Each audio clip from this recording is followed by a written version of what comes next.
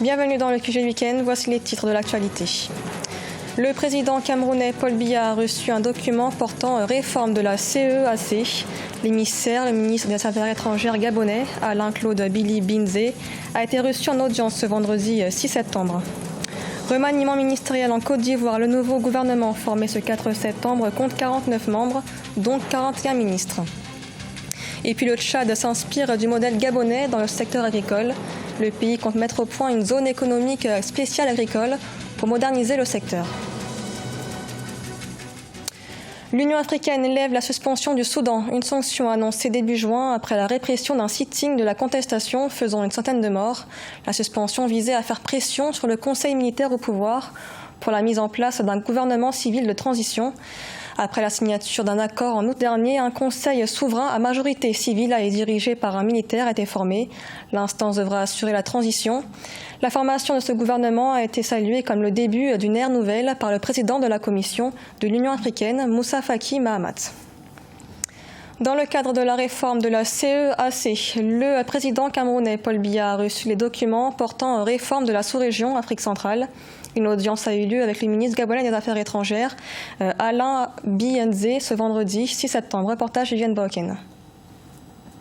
Le projet de réforme de la communauté économique des États de l'Afrique centrale prend vie. Les documents portant révision de l'organisation de la sous-région ont été transmis au chef de l'État Paul Biya. C'était au cours d'une audience accordée au ministre des Affaires étrangères du Gabon, accompagné du secrétaire général de la CEAC. Dans le cadre du comité de pilotage, nous n'avons pas travaillé seuls. Nous avons eu le soutien de l'exécutif de la CEAC et l'ensemble des experts. Il s'agissait d'imaginer de nouvelles structures pour préparer la rationalisation des instruments de la sous-région et faire en sorte qu'on ait un exécutif plus fonctionnel et qu'il soit plus en phase avec ce qu'attendent les chefs d'État, mais surtout les populations. Pour rattraper son retard en matière d'intégration régionale, la CEAC entend, au travers de ces réformes, se doter d'instruments institutionnels forts. L'objectif est d'arrimer la zone économique d'Afrique centrale aux autres communautés sous-régionales du continent. Si vous voulez, les réformes tiennent d'abord des grandes missions de la CEAC. Faire en sorte qu'il y ait dans notre région un climat global de paix, de sécurité, de stabilité, encourager l'intégration par le biais notamment de l'interconnexion au niveau des infrastructures, mais aussi assurer des nouvelles missions à travers des questions de développement durable, sans oublier les problématiques liées aux jeunes et aux femmes. En tout cas, faire en sorte que d'un côté, il y ait l'alignement sur l'agenda 2063 de l'Union africaine, mais aussi sur le plan stratégique arrêté par la CEAC. Les réformes en cours de la CEAC ont été lancées depuis juin 2019. Au terme des propositions formulées, une réunion des chefs d'État est donc attendue pour approuver ou non la nouvelle feuille de route. En Côte d'Ivoire, alors que la présidentielle est prévue en octobre 2020, le président ivoirien Alassane Ouattara a formé un nouveau gouvernement ce 4 septembre. Un remaniement marqué par l'arrivée de 8 nouveaux membres, mais qui ne compte toutefois aucun membre de l'opposition. Ce gouvernement reste dirigé par le Premier ministre Amadou Gon Coulibaly, en fonction depuis 2017. Reportage d'Olivier Conan.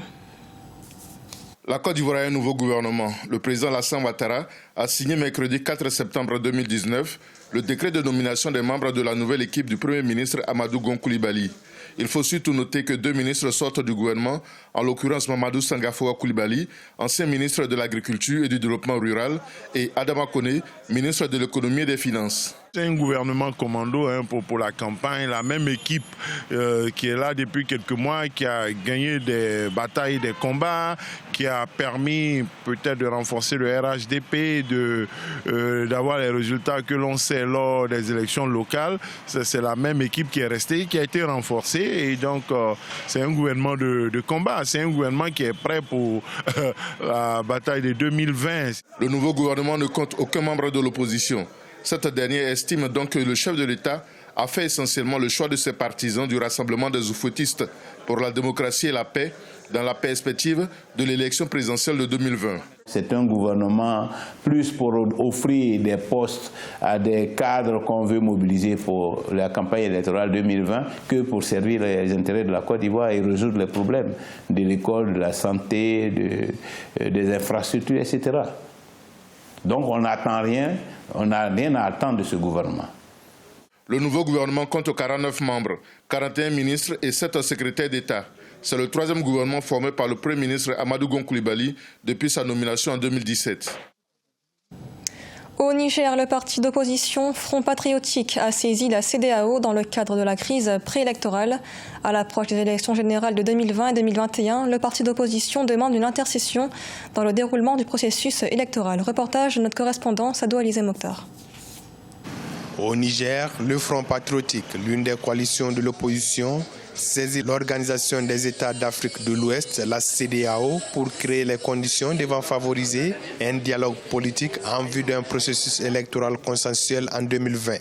Nous avons demandé à la CEDEAO de s'impliquer, de s'intéresser à ce qui se passe au Niger. Nous avons peur que le gouvernement ne veuille préparer un coup de force, un hold-up électoral, utiliser les moyens des lois qu'il s'est taillé lui-même sur mesure pour organiser un passage en force en 2020. Depuis 2017, l'opposition refuse de siéger à la commission électorale. Elle conteste le nouveau code électoral élaboré et adopté en juin par le Parlement. Selon le front de l'opposition, cette décision de saisir la CEDEAO intervient après l'échec de plusieurs tentatives initiées pour un code électoral consensuel et une CENI indépendante. Dire que le processus électoral actuel n'est pas inclusif. Ce qui, pour tous les observateurs qui suivent le processus électoral actuel, savent qu'il n'est pas vrai. Parce que depuis, en tout cas, plusieurs mois, voire plusieurs années, l'opposition est dans une posture de boycott. La Commission nationale électorale indépendante du Niger, CENI, a dévoilé en août 2019 le calendrier des prochaines élections fixant au 27 décembre 2020 le premier tour de la présidentielle, couplé aux législatives et des élections municipales et régionales le 1er novembre 2020. Le Tchad veut réformer son secteur agricole. Pour cela, le pays compte mettre au point une zone économique spéciale agricole. Un modèle inspiré du Gabon, le Tchad espère ainsi améliorer la productivité agricole. Philoméntine. Depuis 2015, le Tchad a amorcé un processus de modernisation et de mécanisation de son agriculture. Les autorités ambitionnent mettre en place une zone économique spéciale agricole dans le sud du pays. S'inspirant du Gabon, qui a mis en place une zone économique spéciale à Nkok, le Tchad envisage s'imprégner des mécanismes et procédures afin de reproduire le même modèle dans sa zone économique agricole. Cette politique permettrait au pays de disposer des documents des politiques agricoles pour négocier les différents accords internationaux en matière agricole. Au Tchad, l'agriculture représente 23% du produit intérieur brut et contribue à hauteur de 32% aux échanges commerciaux. Cependant, malgré les potentialités du pays en matière de production agricole, le niveau de performance du secteur reste relativement faible. Les agriculteurs sont confrontés à des difficultés de rendement de leurs produits agricoles. Il y a plusieurs agriculteurs qui sont dans les zones reculées. Transporter leurs produits dans des zones urbaines pose toujours de problèmes à ceux qui sont dans les zones reculées. Il est très difficile au Tchad d'avoir l'accès au crédit agricole. Depuis quelques années, l'agriculture au Tchad est entrée dans une phase de modernisation. Celle-ci devrait passer par l'intensification et la mécanisation des moyens de production qui constituent une alternative aux faiblesses d'ordre naturel, technique, institutionnel et financier du secteur. Le Nigeria utilise un système de crédit d'impôt pour encourager les entreprises privées à partager le coût des projets d'infrastructure, une mesure dans le cadre d'une stratégie pour diversifier l'économie nigériane et ainsi réduire sa dépendance au secteur pétrolier. Faba Maroun. Comme annoncé fin mai 2019, le gouvernement du Nigeria a mis en place de nouvelles mesures fiscales qui concernent l'octroi de crédit ou d'un programme de réduction d'impôts en faveur d'entreprises investissant dans un projet d'infrastructure dans le pays, de routes en particulier. Ce, dans le cadre d'une stratégie visant à diversifier l'économie nigériane, jusqu'ici dépendante de ses ventes de pétrole. Tout d'abord, nous nous concentrons sur les grandes entreprises en particulier. Vous remarquez que l'économie vient de sortir de la récession. Nous voulons donc nous assurer de ne pas alourdir les propriétaires de petites entreprises. En 2018, 5 000 milliards de naira, soit 17,39 milliards de dollars, ont été collectés en impôts au Nigeria. Pour 2019, l'objectif affiché par les autorités nigérianes est de 8 900 naira, soit 24,55 milliards de dollars. Une probable augmentation qui pourrait bien se produire quand on sait que le nombre de contribuables devrait passer de 20 millions en 2018 à environ 45 millions en 2019. Pendant très longtemps, la question de la fiscalité n'était pas vraiment d'actualité. Alors maintenant, les gens font appel à des comptables en essayant de mettre de l'ordre dans leurs finances, puis d'essayer de voir combien d'impôts ils devraient payer en fonction de l'entreprise qu'ils ont créée. Le taux de la taxe sur la valeur ajoutée au Nigeria est de 5%, soit l'un des plus bas au monde, et les autorités envisagent de l'augmenter. Ces objectifs, décrits comme ambitieux, pourraient cependant être difficiles à atteindre dans un pays qui compte 190 millions d'habitants, où environ 80% de la population active est employée dans le secteur informel. Et dans l'actualité également, le joueur de football Samuel Eto'o prend sa retraite. Une annonce faite sur les réseaux sociaux dans la nuit de vendredi à samedi. L'international camerounais de 38 ans a marqué l'histoire du football africain.